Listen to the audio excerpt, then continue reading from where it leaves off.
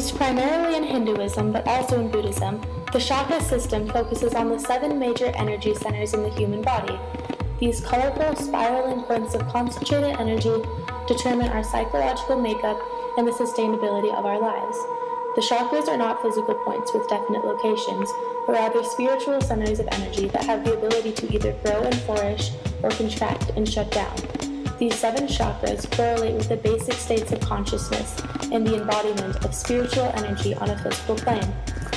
Chakra activity can be experienced through visual imagery, emotions, bodily sensations, sounds, tastes, and smells.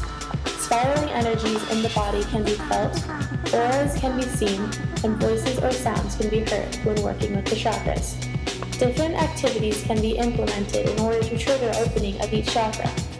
Excessive and deficient chakras can be balanced through activities such as meditation, visualization, breathing exercises, visual art, and various physical activities. This helps influence the connection of the body to the mind. Each chakra has unique characteristics that pertain to both the physical and psychological well-being of our lives. The first chakra is located at the base of the spine. The color of the energy at the root chakra is red. This energy correlates with stability, vitality, trust, and the ability to be grounded in our lives. The second chakra gives off an orange-colored energy and is located at the lower abdominal. This second chakra controls sexuality, desire, need, pleasure, and is identified by self-gratification. The third chakra is located at the solar plexus and has a yellow aura. It pertains to the amount of willpower, energy, self-esteem, and confidence an individual possesses. Located at the heart is the green chakra.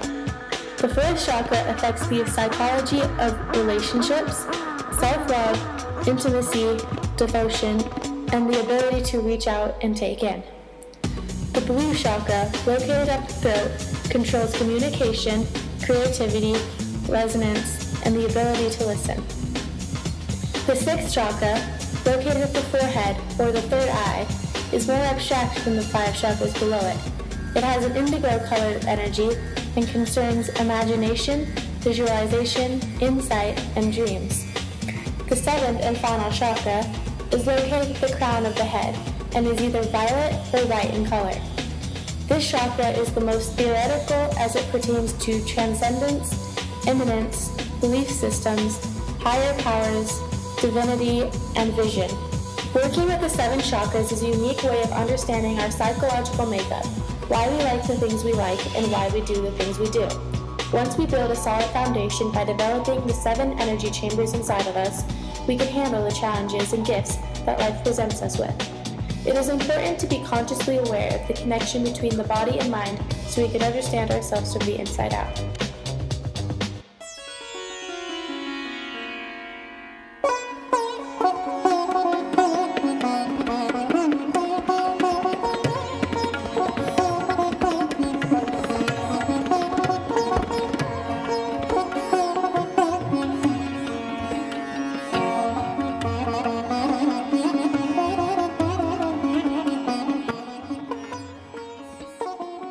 For the past 10 weeks, I have invested my time into completing a research and art-based project.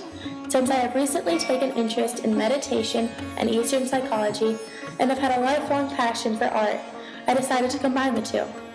Through both painting and digital manipulation, I have completed a body of work influenced by the idea of the 7 chakras.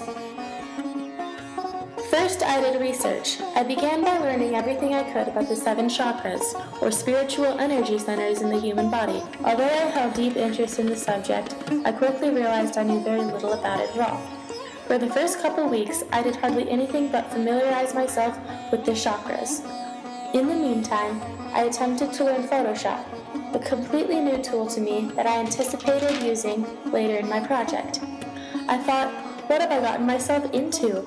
Learning everything about this complex computer program in a matter of weeks? I thought I was hopeless.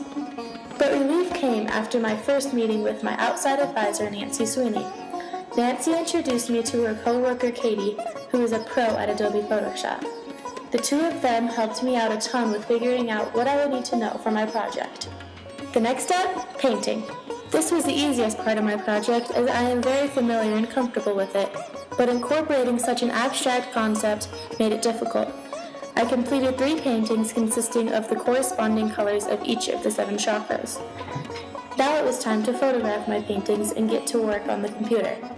I adjusted the colors by changing the brightness, hues, and saturation. I also manipulated some of the finer details. I felt like the pieces needed something more, something to unite them, so I drew some designs and scanned them into the computer. I didn't want the drawings to take away from the paintings, so I lowered the opacity to make them transparent. The final body of work is united by the central image of a lotus and spiraling designs.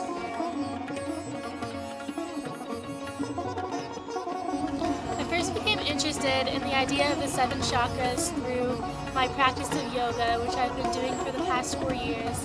And I've not only been inspired by the physical postures in yoga, but also meditation and the spiritual aspects of it.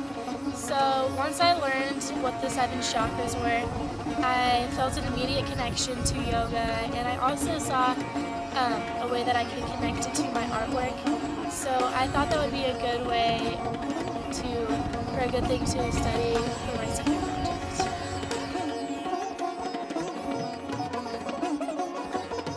Well, I've been interested in painting for as long as I can remember, but I'm always looking for new ways to express my creativity. I just recently took interest in graphic design, and by incorporating that with my painting, I found that my possibilities are virtually endless. So Photoshop has allowed me to express new ideas that I could not do on canvas alone. Well, through this concept of the chakras and through my research, I've come up with several ideas of how I could develop this further in the future. So one of the ways I was thinking I could develop this even further was by making it more personal rather than documenting my research and documenting my train of thought. So I was thinking that I could channel my chakras through a practice of meditation and be able to put them into my artwork. So by channeling my chakras and using that energy to control what I produce in my art, I think I could produce something a lot more